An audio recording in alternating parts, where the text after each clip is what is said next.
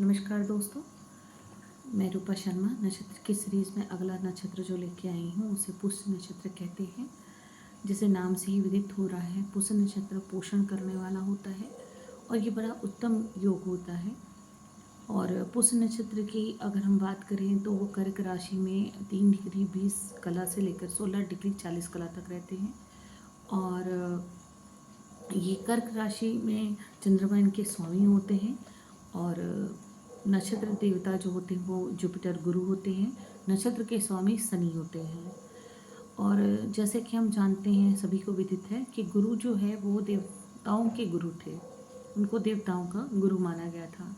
ये समाज के भी गुरु हैं और सभी तरह की एडवाइजरी के लिए भी एक गुरु थे। जैसे पहले राजा होते थे तो अपने यहाँ गुरु रखते थे, ऋषि मुनि रखते थे, वो सलाह दिया करते थे, उनको एडवाइस करते थे, धर्म पे चलने के लिए बताते थे। वो बताते थे समाज में आपका राजा होते हुए क्या व्यवहार होना चाहिए। वो बताते थे एज अ टीचर आप क्या कर सकते हैं, आप किस तरह की चीज़ें पढ़ानी चाहिए समाज को विकसित करने के लिए, विकास के लिए और मानव संसाधन बढ़ाने के लिए। तो जो गुरु होते थे इनके सारे 16 संस्कार जो समाज में होते हैं उनको कैसे किया जाए और उसकी बढ़त कैसे बनाई जाए, क्योंकि घोड़े का एट्रीब्यूट जो है वो सभी न ग्रहों में सबसे बड़े आकार के होते हैं। तो उसके बाद शनि होते हैं। तो जो गुरु हैं वो धनु राशि और मीन के भी स्वामी हैं। इसके अलावा गुरु से पाचन तंत्र देखा जाता है, हेल्थ इश्यूज देखे जाते हैं, गुड काउंसलर होते हैं, अच्छे टीचर्स होते हैं, ज्ञान धन टेक्नोलॉजी के भी ये काफ़ी वो इनका एट्रीब्यूट रहता है। इसके अलावा शुगर जैसी बीमारी हेल्थ इशू में जब आती है तो हम गुरु को ही देखते हैं कि वो किस स्थान पे बैठे हैं और कहाँ देख रहे हैं, क्या डिग्री है उनकी। और इसके अलावा राजा भी जो होते हैं उनके जो सलाहकार होते हैं, देवताओं को कैसे काम करना, राजाओं को कैसे काम करना, ज़्यादातर अथॉरिटिकल पोजीशन पे रहते हैं ये। और अगर ये इनके साथ सन ऐड हो जाए तो ज़्यादातर ये गवर्नमेंट पोजीशन पे रहते हैं और नीति निर्धारण करते हैं। कोई नियम कैसे बनेगा, उसको कैसे काम किया जाए, उसको कैसे समाज में सही दिशा दे करके उस पर अच्छा समाज का निर्माण किया जाए। इसके अलावा गुरु जो हैं वो अच्छे संस्कार प्रदान करते हैं। और चूँकि इनका जो स्वभाव रहता है वो ऐसा रहता है कि ज्ञान ही देना है इन्होंने हर थिंग्स में। तो teaching, counsellor, adviser, bank account, क्योंकि इनका एक एट्रीब्यूट धन से संबंधित भी होता है। तो आप अकाउंटेंट, बैंक अकाउंट, बैंक इससे रिलेटेड भी देखते हैं, शेयर मार्केट भी देख सकते हैं। बहुत सारी चीज़ें इनके अंदर निर्धारित रहती हैं। और एज अ काउंसलर तो ये अच्छे होते हैं, एडवाइज़र अच्छे होते ही हैं। तो हम इनकी तरफ से अगर देखें तो ये अच्छे केयरिंग पर्सन होते हैं, या ये ऐसे गुरु का जिन पे योगदान रहता है जिनके लग्न में, तो अच्छे हेल्थ केयरिंग पर्सन होते हैं, एडवाइज़र अच्छे होते हैं, अच्छे डॉक्टर बन सकते हैं, अच्छे नर्स बन सकते हैं। ये सारे गुण रहते हैं इनके अंदर। अच्छे व्यापारी बन सकते हैं, अच्छे विजडम पूरा करते हैं, धन से संबंधित, धर्म से संबंधित, ये सारी चीज़ें होती हैं। वहीं अगर हम शनि को देखते हैं तो शनि जो है सूर्यपुत्र हैं और ये सभी लोग नाम जानते हैं उनका, शनि या सूर्यपुत्र। एक सौरी करके नाम भी होता है जिसके अभी मैं थोड़ी सी आपको कुछ चंद लाइनें बताऊंगी इससे रिलेटेड। और इसके अलावा शनि जो है ग्रहों में सेकंड नंबर एट्रीब्यूट करते हैं। गुरु के बाद ये दूसरा ग्रह ऐसा होता है जो बड़े आकार का होता है, दूसरे नंबर के ग्रह हैं। इसके अलावा इनकी आकृति जो होती है वो सांवली सी रहती है, इनकी जो रंगत है वो भी सांवली है।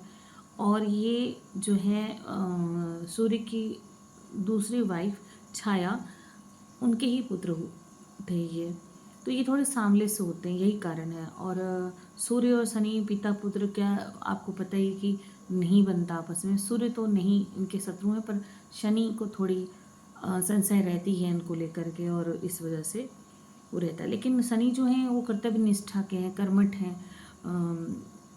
और कर्मचारियों को अगर हम देखते हैं, जॉब से रिलेटेड देखते हैं, तो शनि महाराज को ही देखा जाता है। नियम के पक्के हैं, जिम्मेदारियों के पक्के हैं, मृत्यु के, रोग के, शत्रुता के ये प्रधान माने जाते हैं। लेकिन ये सबसे बड़े कर्म के ही माने जाते हैं और पुनर्जन्म के कर्मों में अगर आपकी कोई कमी है, ज़्यादा रह गई है, तो वो आपको इस जन्म में भी जिम्मेदारियाँ निभानी है। वो शनि हमको लगन से बताता है कि आप क्या कर्म करके आए हैं और अभी आपको क्या कर्म और करने हैं। शनि की गति धीमी होती है और शनि जो है कर्म प्रधान है। ये हो गया। अब हम शनि और गुरु से रिलेटेड जो चंद लाइनें हैं वो बता देती हूँ। शनि जो थे वो चूँकि सूर्य की दूसरी पत्नी छाया के पुत्र थे, तो वो एक बार जुपिटर गुरु के पास गए और उनको कहा, गुरु बृहस्पति जी आप मुझे शिक्षा दीजिए। लेकिन बृहस्पति महाराज जी को पता था कि ये जो हैं ये उनकी दूसरी पत्नी की संतान हैं, और कुछ मन में संशय रखते हुए उन्होंने उनको मना कर दिया। तो शनि जी ने क्या करा कि वो मनुष्य का रूप धारण करे, शौरी नाम से उनके पास विद्या ग्रहण करने लगे। जब शनि देवता उनसे विद्या ग्रहण करने लगे तो धीरे धीरे गुरु बृहस्पति को पता लग गया कि ये जो हैं ये ही शनि हैं, शौरी नाम बता रहे हैं अपना। तो उन्होंने क्या करा कि ऊपर ऊपर का ज्ञान दिया, पूर्णता गहनता से जो ज्ञान देना चाहिए था वो नहीं दिया। इस कारण से उनका ज्ञान पूरा नहीं हुआ। फिर भी जब ऐसा हुआ कि उनको ज्ञान देने के बाद दक्षिणा देनी होती थी। पहले ऐसा होता था कि आप स्टडी कर लें, आफ्टर आपको अपनी फ़ीस पे करनी है। तो जब दक्षिणा देने का समय आया, चूँकि ऐसी मान्यता है कि अगर आप अपने गुरु को दक्षिणा नहीं देते तो आपका ज्ञान जो है वो क्षय हो जाएगा, समाप्त हो जाएगा, या उसका उपयोग आप नहीं कर सकेंगे। तो शनि जब उनको अपना गुरु दक्षिणा देने गए तो बृहस्पति महाराज ने नहीं लिया। गुरु बृहस्पति ने मना कर दिया कि मैं नहीं लूँगा। इस तरह से उनका अपना ज्ञान यूज़फुल नहीं रहा, तो वो बहुत निराश हुए। फिर उसके बाद वो शुक्र महाराज के पास गए, गुरु शुक्र महाराज के पास। और जैसे विदित है कि शुक्र महाराज बृहस्पति जी से भी काबिल थे काफ़ी, तो उनके पास गए तो उन्होंने जीरो से लेकर डेथ एंड तक उनको सारी जानकारियाँ दी। और जानकारी के अनुसार ये भी है कि शुक्र महाराज जो थे वो संजीवनी, मृत संजीवनी के बहुत बड़े ज्ञाता थे, उन्होंने ये ईजाद किया था।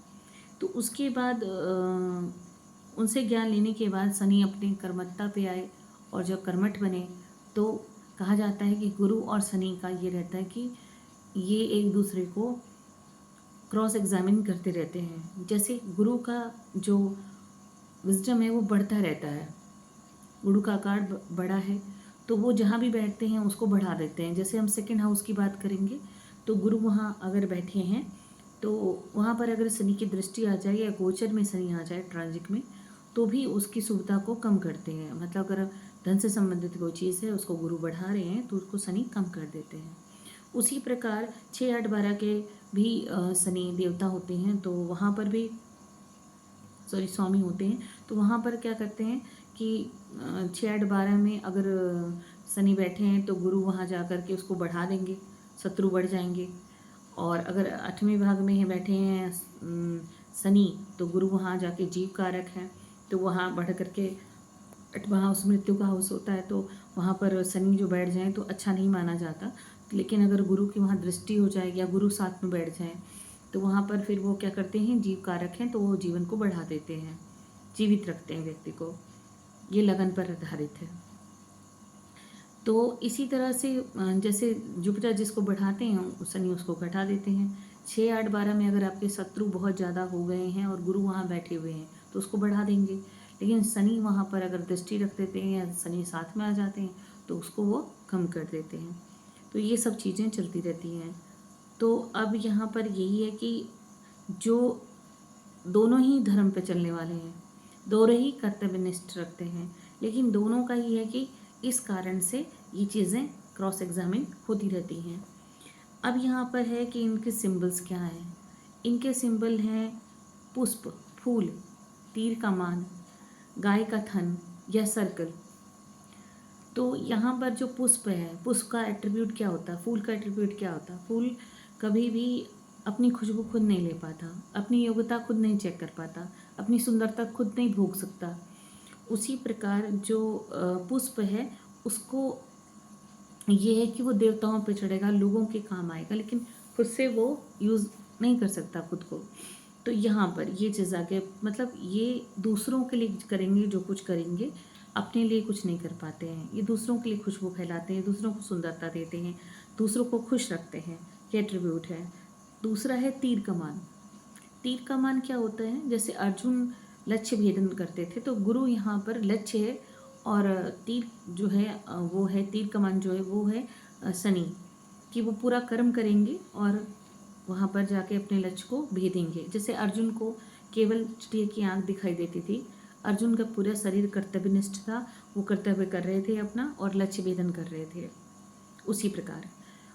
और अगर गाय के थन की बात कर रहे हैं हम, तो गाय के थन जो हैं वो 4 वेदों को इंगित करते हैं और 4 युगों को इंगित करते हैं, त्रेता, द्वापर और उसके अलावा सतयुग और कलयुग, और उसके अलावा धर्म, अर्थ, काम, मोक्ष, इनको भी दिखाते हैं।